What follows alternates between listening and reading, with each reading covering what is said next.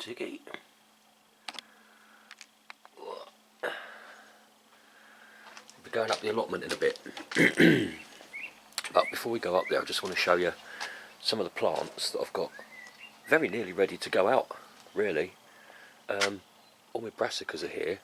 There's cabbages, swede, broccoli, cauliflower. Now the bed that they're going in has been recently limed. So although these are hardened off, they've been out here for weeks now, outside in the weather. They're coping just fine. The bed itself has got to settle a bit with its lime before they can go in. Loads of tomatoes. Some have been growing on for so long now, they're actually getting really big. Got a few different varieties on the go. And I've got some already out in their pots. There's one there. One there. Another one there. More little ones getting bigger for the allotment. And yeah, there's one. One in there too. Now, I've got stuff out here at the moment which isn't hardened off yet. And the nights are still a little bit too chilly for them to go out on the allotment. There's some butternut squash there, and then those two at the back are courgettes. And also over here, me sweet corn. Sweet corn's coming along very nicely, but it's not a cold weather plant. And even though they're getting quite large, you can see there are still, now we've had a couple of warmer days, there's still even more suddenly decided to start germinating. So they're being mollycoddled still for now. Now inside as well, there are things that I've sown more recently. Now these really cannot go outdoors at all at the moment. These are bought in sweet peppers. I didn't sow them, I bought them. They're coming along nicely here. They're getting plenty of heat in the conservatory. There's more butternut squash from seed here, just starting to poke through. They really do need the warm weather to start doing anything. Now what have we got here? Yeah. Cucumbers and melons. Lots of different types of cucumbers. And 3 different types of melons as well. They're just starting to put up their little true leaf out of the middle there, look. Just starting to pop out. Over here, here's some more squashes that I sowed, but I only did them about a week ago, so they're going to be a while. They're Crown Prince. And then here's a bit of chicken feed, some spinach beet, pak choy, although actually I would eat pak choy myself as well. Just starting to come through, look. Pak choy's looking a couple of days old there. And the spinach beet, there's just 1 or 2. Where are we there? Look, just 1 or 2. Slowly poking their heads out. Now up at the allotment already, I've got all of my potatoes, onions, garlic, all that sort of thing in. Let's have a look, here you go. There's an idea of the temperatures lately. It's 22, it's only about 9 o'clock in the morning, it's 22 degrees at the moment. Yesterday it got up to 34, and last night it only got down to 9.5. That's very useful. It's a nice day for it. I just stopped off and stocked up on supplies on the way here. Got some more straw. I've got a load of garden canes. Hopefully all the garden canes I'm going to need. The ones I had were years old and falling apart. I need to use them for my beans and for my peas. And I'll use some of these big 8-footers as a kind of a top support for my net tunnels for all the brassicas. I also got more compost, more bloodfish and bone, and some wood shavings for my strawberries, because I'm hoping to get those weeded out today. Now, I also got last weekend, because it's been quite a few years, you know, a lot of things are starting to fall apart and break to pieces now, so I've had to redo all my netting this year. I bought new butterfly netting for my brassicas. That's this black stuff. Got a load of new butterfly netting and a load of new Enviromesh. This stuff's absolutely brilliant, but it's expensive. There you go, look. Keeps absolutely everything out. But I tend to use that on my cabbages. Those bathtubs down there, sorry, not my cabbages, my carrots. I plant my carrots in those, and I tend to use the Enviro mesh there quite sparingly, just around those, because it keeps the carrot root fly off. And butterfly netting wouldn't have a hope in hell of doing that. I've also got last year's butterfly netting still. I renewed the butterfly netting for the strawberries. That's still in really good condition, because I had the foresight to pack it away for the winter in the shed. And this Enviromesh stuff, it actually lasts much longer than I allowed it to, because I had it lasted me 6 years or so, but I had it around these bathtubs, and I just left it out every winter, out in the wind and the rain and the sun, and it did eventually start to look a bit battered and frayed, and I'd caught it with the strimmer and the mower numerous times along the bottom. It was all falling apart, so I'm going to renew all of that this year with what I've got back there, and I'll take better care of it. I'll pack it away in the winter, and that expensive Enviromesh should pay for itself, because I did 6 years really mistreating it. If I look after it, I should get at least double that, I reckon. These beds are all freshly filled up with new compost, and I've got my iron stakes in place, ready to put the Enviromesh around it. I think I'll probably sow my carrots. I might even come up here and do that tomorrow, you know. I don't see why not. I might come and do that tomorrow. Right, let me show you the rest of the plot, because you've just seen everything at home that's ready to go in the ground. I'll show you kind of what's going to go where, and what I need to do in order to get that done. Now, I do generally roughly rotate my crops. I don't do it strictly to any particular plan, but I do rotate them. Other than my brassicas, they're always in this bed. Reason being that every bed on the plot has got club root in it, and it basically means that if you've got club root, you can't grow cabbages, you can't grow broccoli, swede, cauliflower, any of that stuff. Now, it's generally on the acidic side here, soil. It's on the acidic side, as most places are, and it needs acidic conditions for club root to thrive, to exist. So what I do with this particular bed is I lime it. It brings it down to, sorry, it takes the pH up to a more alkaline level where club root can't exist. Luckily, brassicas don't mind alkaline soil. If I was to start rotating my brassicas around the bed and liming different beds year after year, it would cause problems with everything else. Most plants do not like alkaline conditions. Luckily, brassicas don't mind at all, and club root can't grow in it. So for that reason, I don't rotate them. All my brassicas are always in this bed. I alkaline it, lime it every year, and it works. It works. As long as I keep doing that, I don't get club root anymore. Now, I put that lime in 2 weeks ago, and I'm supposed to give it 3 or 4 weeks before I plant any young plants in there. Just need to let it settle in a bit, you know, wash in and settle and homogenise with the soil, I guess. Probably a bit harsh on the roots when it's fresh. So I'm just waiting for that to settle in. Probably got another 2 weeks, maybe 3 weeks to go. I'd say probably 2 weeks should be fine. And then I need to take my butterfly netting there, and I need to use all of these various lengths of poly pipe and this iron frame and whatever I've got to build myself some protection from the birds. And then once all that's done, I can start putting my brassicas in. I'm going to put a bit more straw and grass clippings on top. It's a bit ragtag, this covering. It was just what I had left last weekend. It's all scrappy bits and pieces I had laying around. But there's old chicken litter there. There's straw, there's grass clippings, and the soil. Oh, look at them ants. The soil underneath. It's beautiful. Look at all them ants though. Bloody hell. Lovely soil under there. So that's what I need to do to get the cabbages in. Not going to be doing any of that today.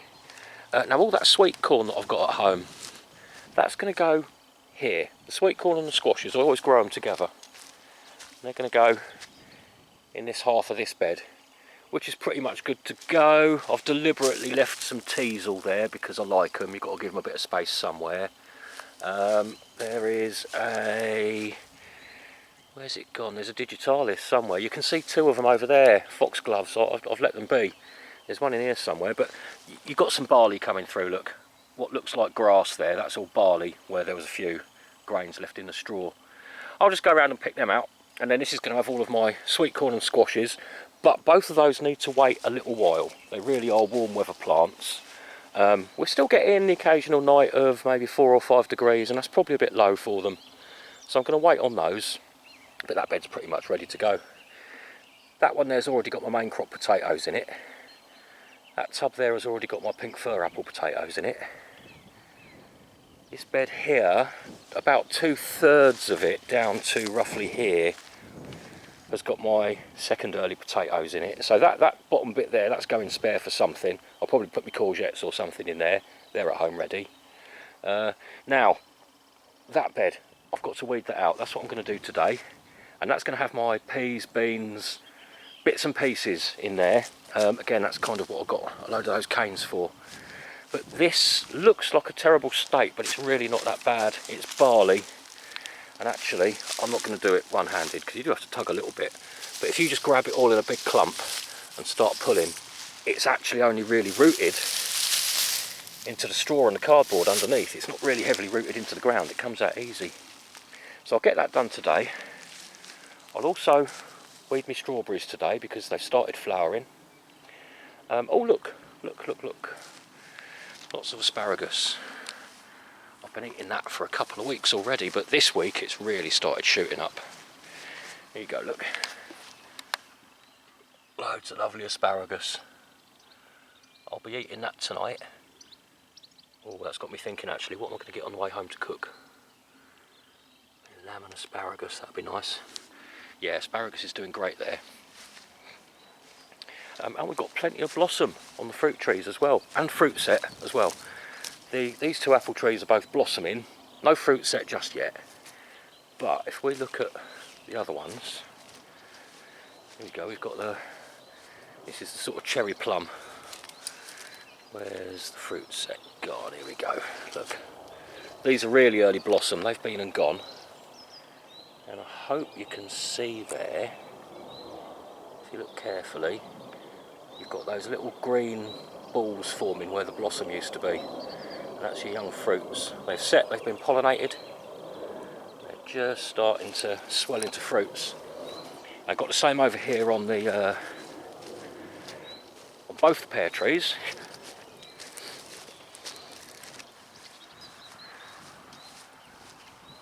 Here we go, let's find one on. Oh, there's loads of them, absolutely covered in them. If you look at the back of those blossoms where they're starting to swell, they'll all be pears. And on the cherry tree, sorry, the plum tree, Victoria plum.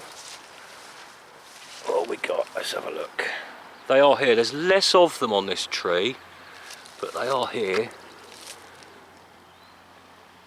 There we go, look. If you look in there, you've got the little green balls just starting to swell. And the same on that pear tree there as well.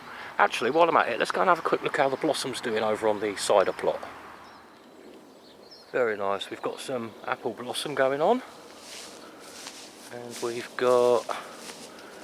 Which one was this? This is another plum tree. Or was it a cherry? I can't remember now. No, this is a plum. Plenty of blossom, but it's looking very fresh, just opened blossom. I don't think we're going to see too many on there yet, which have set fruit. That one there maybe? No, a bit early yet. They're very young blossom, they are. That's the Bramley. That's just starting to put out some flowers. And let's have a look at the bigger trees up here. Oh yeah. I can see some nice pink blossom on the apple. Just there. I can see blossom on the pear tree. I wonder if we've got any fruit set on these ones yet. Oh yeah, definitely. Lovely, look. Oh look! More than fruit set, look. Where's it gone? Oh, come on. Look at that. Well on its way. I can see why actually, because it's just tucked away behind the corner of the shed here. It's out of the prevailing wind. That's doing nicely, that one. Now the cherry tree, I'm not expecting much on the cherry tree last year because I gave it such a necessary but harsh prune last year. Although saying that, that's not bad. Look. Plenty of blossom on it. Now my first early potatoes, they're just starting to poke their heads through, look. It'll be time to pile them up with a bit more straw and compost later. Just starting to poke their heads out. And actually I can feel the heat coming off of these tubs. They do a good job of warming up in the sun and giving your plants a little head start, a bit of a boost. They're doing nicely. All of these onions that I put in the other week, doing absolutely great, no casualties, everything's standing up against the wind. I've sort of made sure of that really. Garlic here, all doing very nicely, bit of yellowing on the leaves, but garlic always does that. By the time you come to harvest it, it's usually covered in rust, which knackers the leaves, but it doesn't affect the bulbs in any way. It just means that the leaves actually stop working, so once they get rust, the bulb's not really going to swell any bigger. You might as well take them out, harvest them. Now, I don't need to worry too much about the tomato shelter just yet. You can see I've been dumping spent compost on there, and that'll all get dug in. I need to put in some bloodfish and bone and stir all that in. There's not much in the way of weeds in there, one or two little straggly bits, and also the greenhouse where I'm going to grow tomatoes and cucumbers and melons. Don't need to be in too much of a hurry because it's going to be a while before they can go out anyway. And as you can see, I've still got last year's cucumbers hanging up, but there's bugger all really in the way of weeds there. Just needs a bit of extra fertiliser and digging over. If I find any nettles or anything creeping through underneath from outside, I'll pull those out, but that's not urgent. All my comfrey, my homemade tomato feed, well everything feed, fruit and veg feed, that's all coming through very nicely. Always other hops. I've got hops here that I have made beer out of in the past, out of my own hops. I'm trying to get them to grow all the way along this fence and give even more wind protection. They're coming through pretty well. Lots of figs. Loads and loads of young little figs. In the middle there, that's the leaf bud, but either side of it, they're your figs. Loads of them on here as well, look. So if we get a good hot, I don't think we're going to get any more frosts now, we're safe. But if we get a nice hot summer, we'll have loads of figs this year. That one over there, is it a plum, is it a cherry? I just found its label. It's a damson called Merryweather. I just had a quick word with Steve, because he's the man who dispatches roosters for people.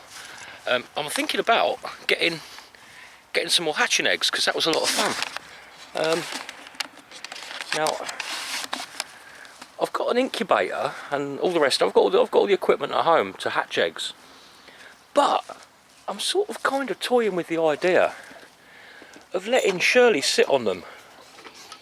Oh, Shirley here, she's my gran's chicken. She's named after my nan. She's her chicken, although she's never met her. She always asks about her. Shirley there, she's broody as anything. If you give her a little pile of eggs, she'll just sit on them. And at this time of year, every time when I come up in the morning to feed them, I have to fight Shirley and pick her up off the eggs and bring her out here to eat something. Otherwise she'd just sit on those eggs all day. She's a natural born mother.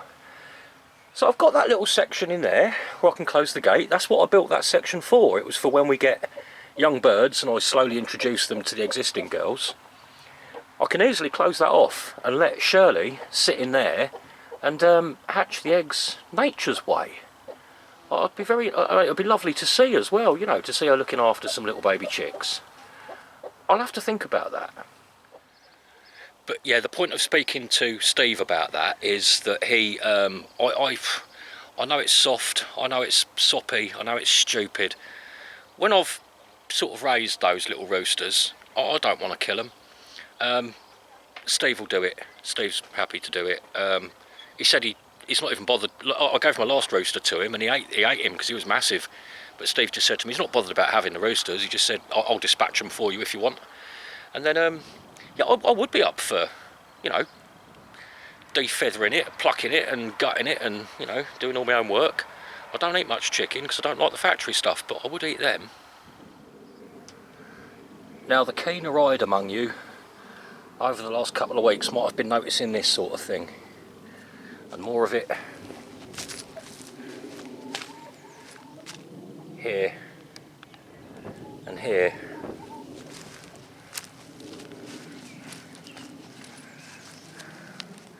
And all around there. Yeah, I've been using weed killer. I don't generally make a habit of it. I haven't used it here for at least 5 years, but it has its place. I'm not a fan of it, but it has its place, and there are situations.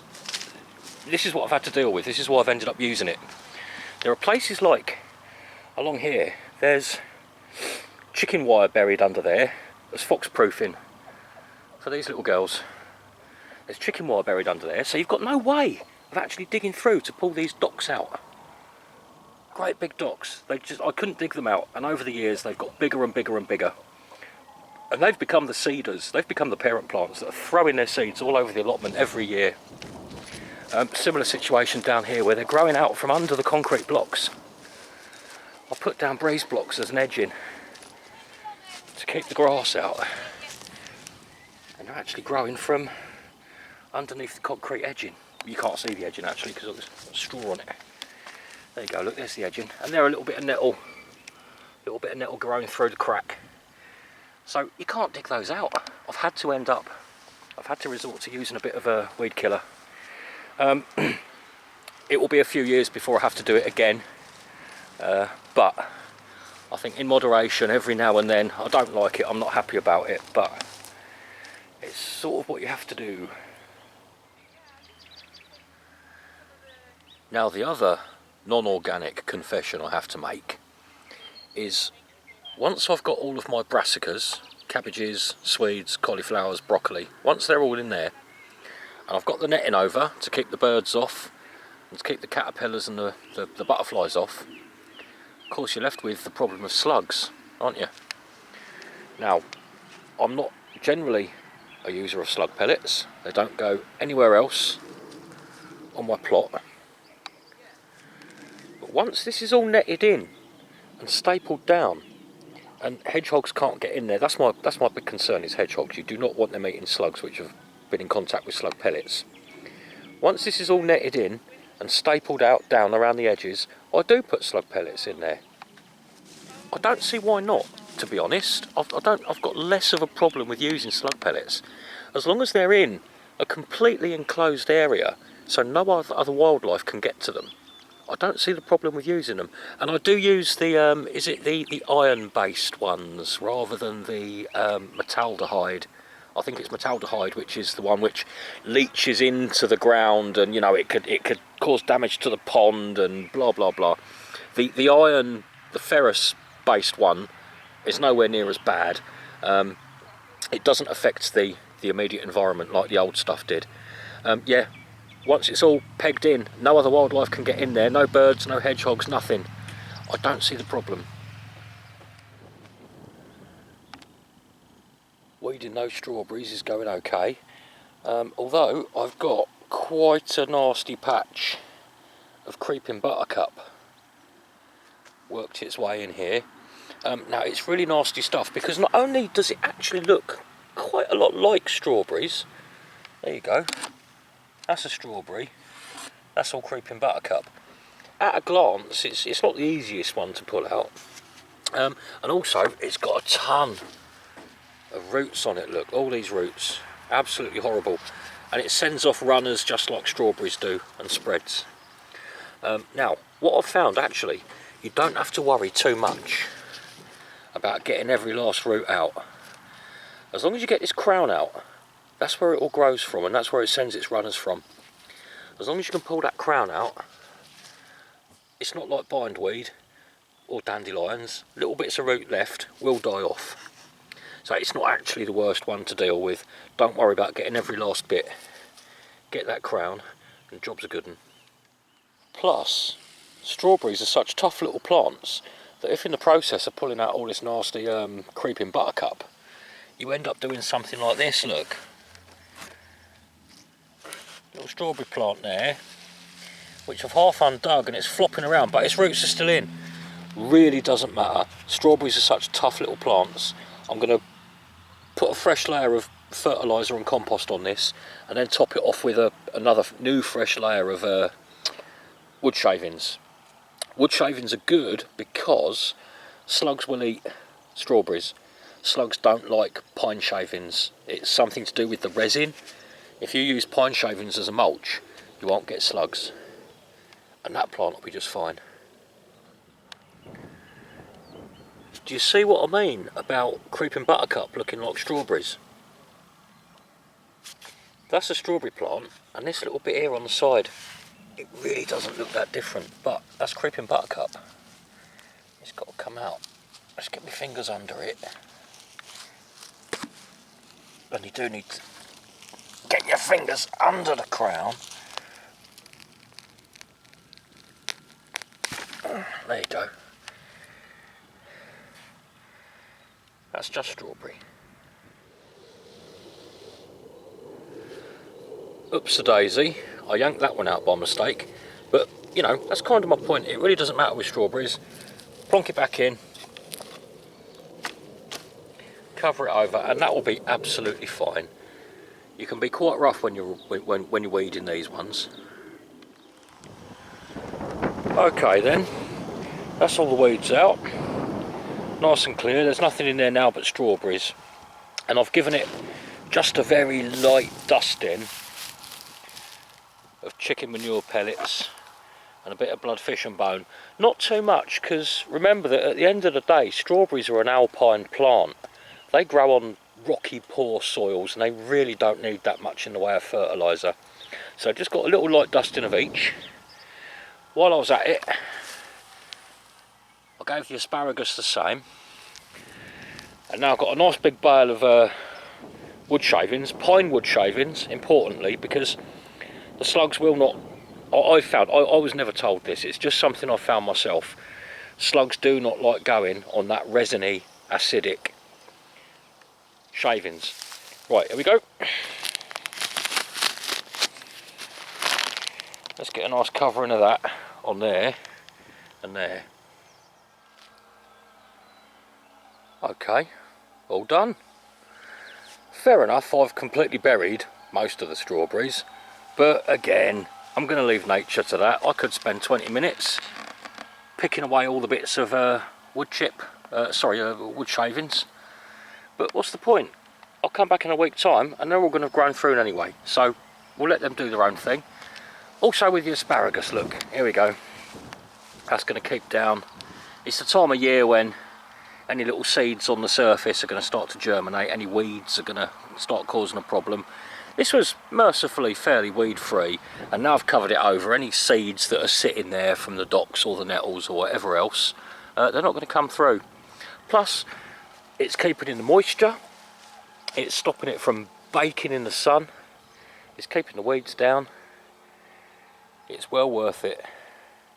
I'm not going to have to weed these. That's it now. Once they start to flower, I'll put the netting over, and that's literally it. I'm not going to touch these again until this time next year. So,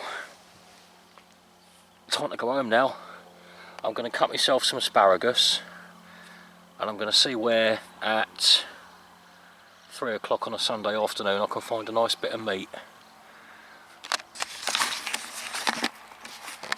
See you all later.